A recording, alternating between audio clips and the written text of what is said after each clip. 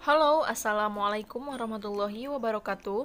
Bertemu lagi dengan Ibu di mata pelajaran Pendidikan Agama Islam dan Budi Pekerti. Hari ini kita akan membahas bab 3, yaitu menghidupkan nurani dengan berpikir kritis. Yang sudah ketinggalan materi pembelajaran bab sebelumnya, silahkan untuk mengecek playlist. Nanti Ibu akan menyimpan linknya di atas. Silahkan dicek karena di sana sudah komplit untuk semua bab.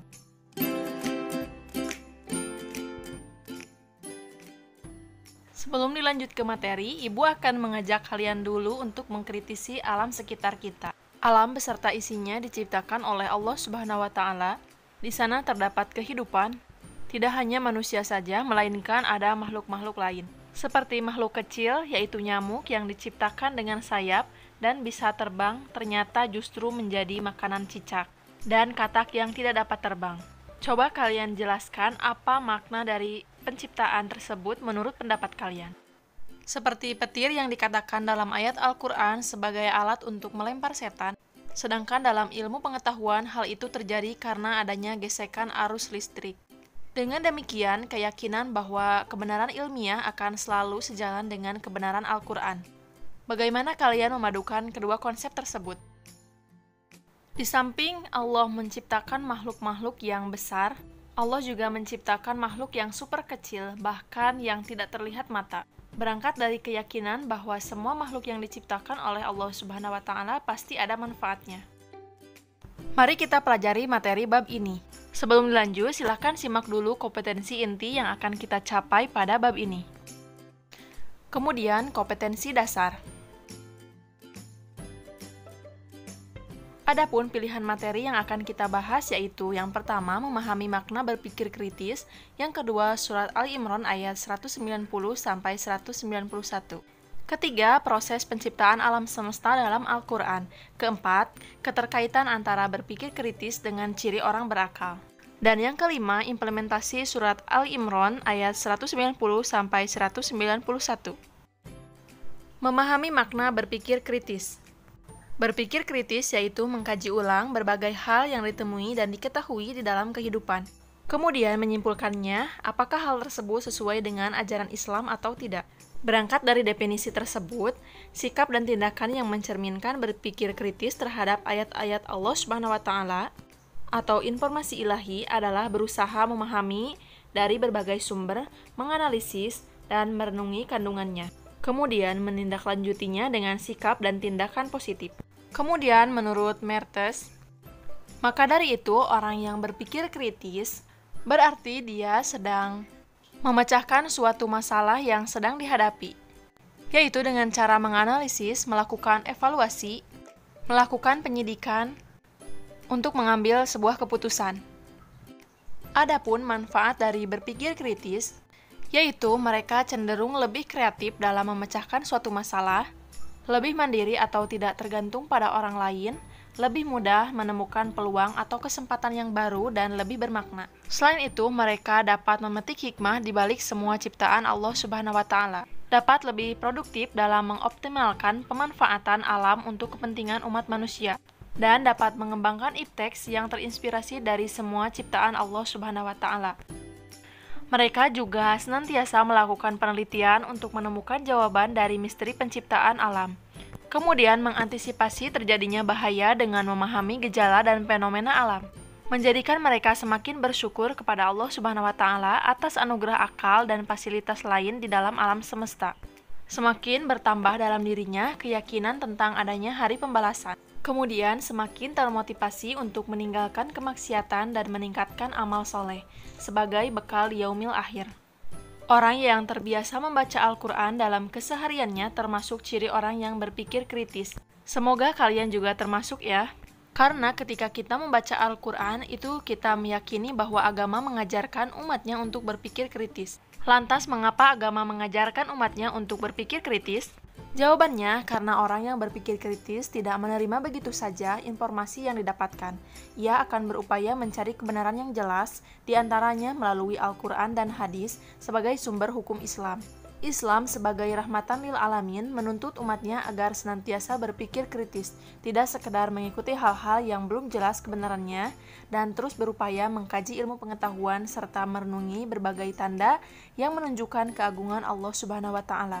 Salah satu cara kita untuk menerapkan perilaku berpikir kritis yaitu dengan cara menghindari hoaks. Kita harus mengkaji ulang sebelum mempercayai dan menyebarkan berita tersebut kepada halayak umum. Cobalah bersama kita renungkan fenomena alam siang dan malam, pergerakan planet-planet dalam tata surya, peran dan pengaruh matahari dalam kehidupan semua makhluk. Apakah semua itu ada dengan sendirinya atau ada zat yang maha besar yang menciptakannya? Mari kita pelajari firman Allah Subhanahu wa Ta'ala dalam Quran surat Ali Imran ayat 190 sampai 191, yang artinya, sesungguhnya dalam penciptaan langit dan bumi dan pergantian malam dan siang terdapat tanda-tanda kebesaran Allah bagi yang berakal, yaitu orang-orang yang mengingat Allah sambil berdiri, duduk, atau dalam keadaan berbaring. Dan mereka memikirkan tentang penciptaan langit dan bumi, seraya berkata, "Ya Tuhan kami, tidaklah Engkau menciptakan semua ini sia-sia. Maha suci Engkau, lindungilah kami dari azab neraka." Aktif dalam berasosiasi, mari kita amati gambar berikut.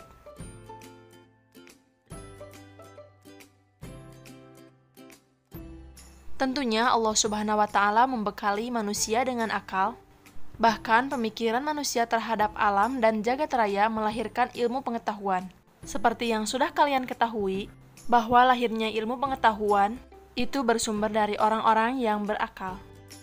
Adapun proses penciptaan alam semesta dalam Al-Quran yang sudah kita ketahui tadi, kita hendaknya semakin termotivasi untuk memikirkan terjadinya langit dan bumi serta merenungi berbagai kebesaran Allah Subhanahu wa Ta'ala, yaitu dengan memperhatikan fenomena-fenomena yang terjadi di dalamnya. Selain itu, kita hendaknya semakin bersemangat untuk menggali ilmu pengetahuan, terutama dalam Al-Quran yang merupakan sumber ilmu pengetahuan. Di dalam Al-Quran, Allah Subhanahu wa Ta'ala menceritakan proses penciptaan alam semesta, ada yang bersifat global dan ada yang bersifat lebih rinci. Dalam penjelasan global, Allah menegaskan bahwa Dia menciptakan langit dan bumi selama 6 masa. Firman Allah Subhanahu wa Ta'ala dalam Quran surat Al-A'raf ayat 54, yang artinya, sungguh Tuhanmu adalah Allah yang menciptakan langit dan bumi dalam 6 masa. Lalu Dia bersemayam di atas arsy, Dia menutupkan malam kepada siang yang mengikutinya dengan cepat. Dia ciptakan matahari, bulan, dan bintang-bintang tunduk kepadanya. Ingatlah, segala penciptaan dan urusan menjadi haknya. Maha suci Allah, Tuhan seluruh alam. Lalu, apa keterkaitan antara berpikir kritis dengan ciri orang berakal? Setelah kita mempelajari Quran Surat Ali Imran ayat 190-191, di dalamnya memiliki kandungan hukum, yaitu Allah mewajibkan kepada manusia untuk menuntut ilmu dan menggunakan pikirannya dalam merenungi alam, langit, dan bumi. Kita sebagai manusia hendaknya berupaya mendalami fenomena-fenomena alam yang menunjukkan kepada kebesaran Al-Khaliq, karena sesungguhnya yang demikian itu menjadi tanda-tanda orang yang berpikir bahwa semua ini tidaklah terjadi dengan sendirinya. Selain itu, sesungguhnya Allah Subhanahu wa Ta'ala menciptakan segala sesuatu itu bermanfaat atau tidak ada yang sia-sia. Adapun implementasi dari Quran Surat Ali Imran ayat 190-191, diharapkan kita senantiasa bersyukur kepada Allah Subhanahu wa Ta'ala atas berbagai anugerah yang telah diberikan. Di antaranya, akal sehat yang dapat kita gunakan untuk berpikir atas keagungan Allah Subhanahu wa Ta'ala, serta anugerah alam yang dapat kita manfaatkan dalam kehidupan sehari-hari. Kemudian, kita senantiasa mengkaji ayat Al-Quran secara lebih mendalam bersama ahlinya dalam bidang kajian tersebut. Lalu melakukan penelitian ilmiah untuk mengungkapkan misteri penciptaan alam dengan berdasarkan pada Al-Quran dan hadis.